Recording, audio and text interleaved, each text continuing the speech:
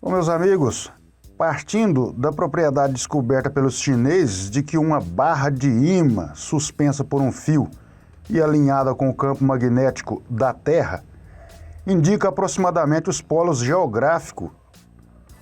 As extremidades dessa barra recebem o nome de polo norte magnético e polo sul magnético. Os chineses usaram um pequeno pedaço de ímã e observaram que, pendurado por um cordão, esse ímã se alinhava com a Terra em um sentido, observando que essa parte onde deu o nome de norte estava apontando para o sul da Terra. E essa parte onde deram o nome de sul estava apontando para o polo norte da Terra. Sabemos aqui que o norte de um ímã ele atrai o sul do outro ímã, e a Terra, como um grande ímã, estava atraindo o norte desse pequeno pedaço de ímã. Foi aí então que surgiu a bússola, meus amigos. A bússola é uma pequena agulha imantada magneticamente, em que a ponta dessa agulha, a parte norte dessa agulha, aponta para o sul da Terra, e o sul dessa agulha aponta para o norte. Tem uma pequena diferença de alguns graus, mas é mais ou menos isso. Por isso, deu o nome de norte para uma polaridade do ímã e sul para outra polaridade do ímã. Para aplicações práticas nos fenômenos magnéticos, admite-se a existência em cada polo do ímã de uma certa quantidade de agente que se chama magnetismo. E se diz, em cada um do polo há uma certa massa magnética. Como fizemos na aula anterior, aquela experiência com as limalhas de aço, da palha de aço, a gente pôde observar as limalhas se espalhando, formando algumas linhas. Então, essas linhas são as linhas de força magnética, linha de indução ou linhas de campo magnético, e são formadas dessa forma. Elas saem do polo norte, vão pelo ar e entram no polo sul. Todas as linhas magnéticas que saem de um ímã saem do polo norte e vai para o sul, dessa forma como está na imagem. E a concentração dessas linhas ao redor dos polos é conhecida pelo nome de espectro magnético. Quanto menor o número de linhas, menor é a intensidade da energia magnética.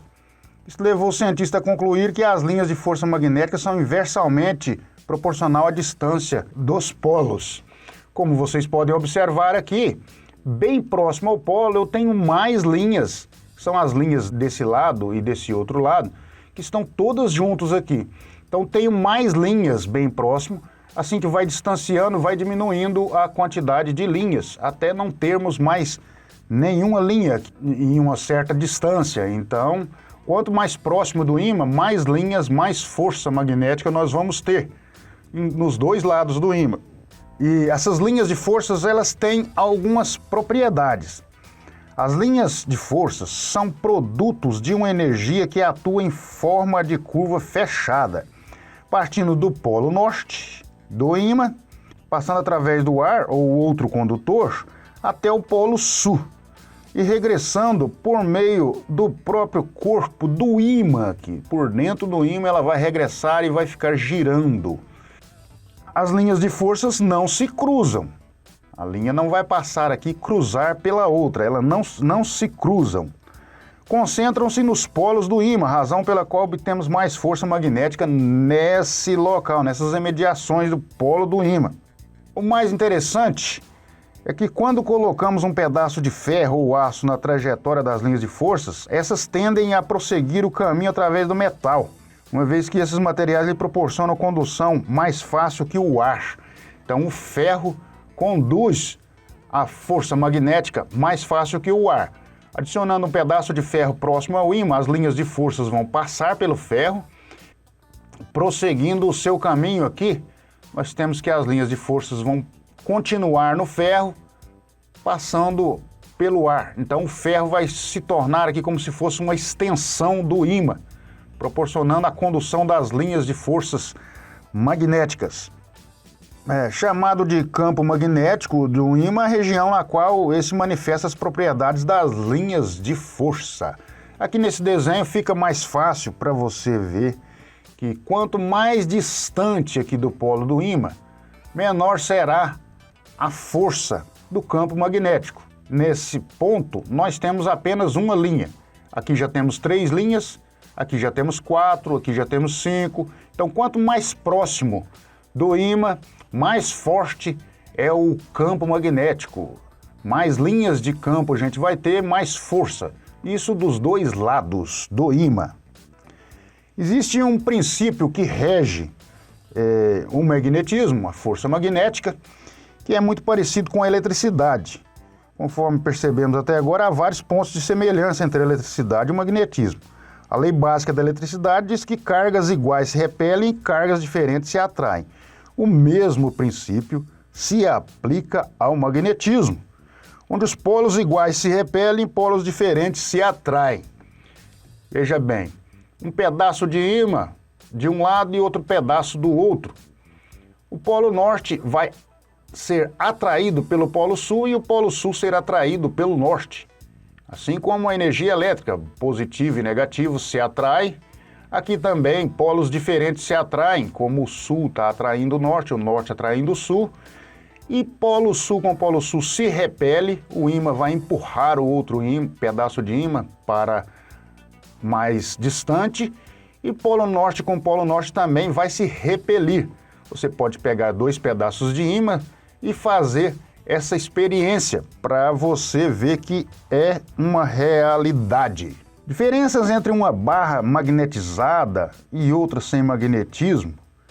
É muito interessante essa parte, pois se você partir um ímã no meio, você não vai ter um ímã sul e um ímã norte.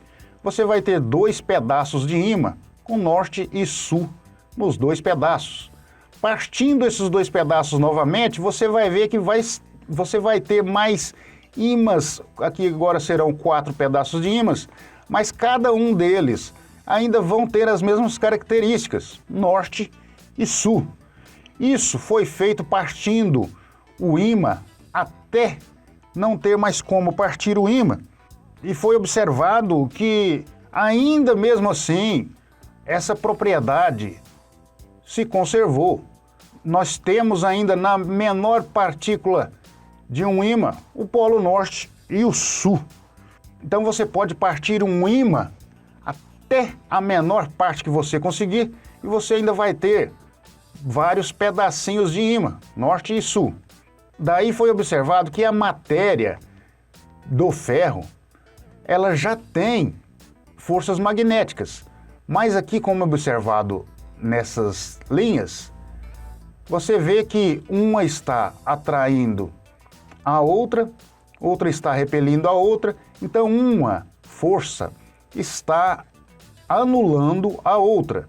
Então todos esses pedacinhos, como fossem pedacinhos de ímãs que está aqui dentro do ferro, estão um anulando o outro. Então dessa forma nós não temos forças magnéticas aqui de fora.